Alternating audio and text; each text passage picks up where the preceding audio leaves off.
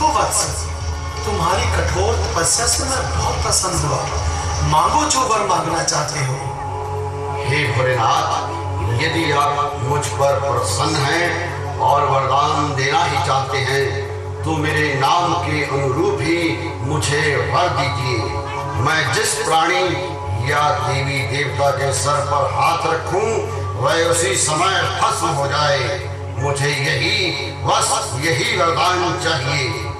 तथास्तु।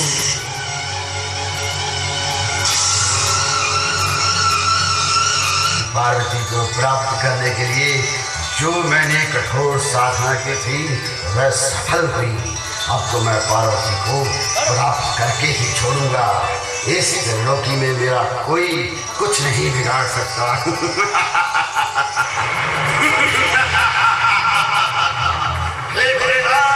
मैंने पार्वती को प्राप्त करने के लिए ही कठोर कर भस्म करने की शक्ति प्राप्त की है। अब मैं सबसे पहले तुम्हें ही भस्म कर डालूंगा।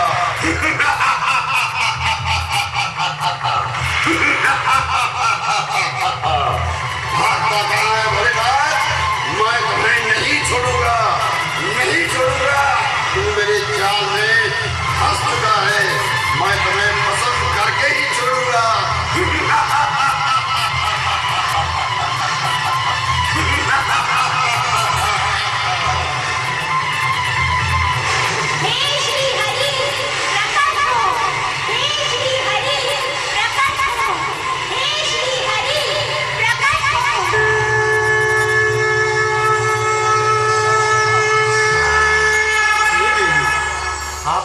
प्रयोजन से मेरा आह्वान किया है, मैं आपके लिए क्या कर सकता हूँ?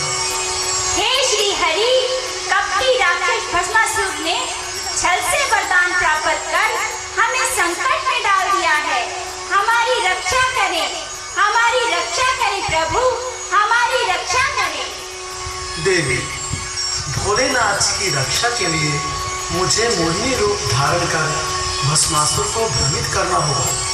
उसे वरदान में मिली शक्ति से ही उसका अंत निश्चित है। भोलेनाथ तो तीनों लोकों के स्वामी हैं, उन्हें भला कौन मार सकता है? आप कदापि चिंता न करें।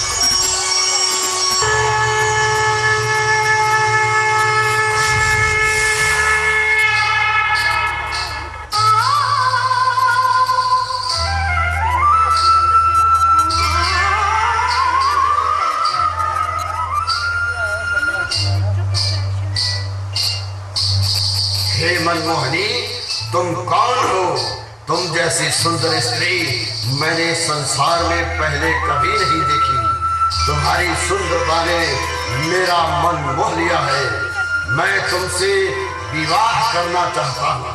हे असुराधिपति, मैं एक गंधर्व कन्या हूँ। मैं तुम्हारा विवाह प्रस्ताव स्वीकार कर सकती हूँ यदि तुम मुझे गंधर्व नृत्य में प्राप्त करो तो ही मैं तुमसे विवाह करूंगी। हे मोहिनी, मुझे नृत्य करना तो आता ही नहीं। मैं तुम्हें प्राप्त भला कैसे करूंगा? हे असुरेश्वर, नृत्य करना तो मैं तुम्हें सिखा सकती हूँ।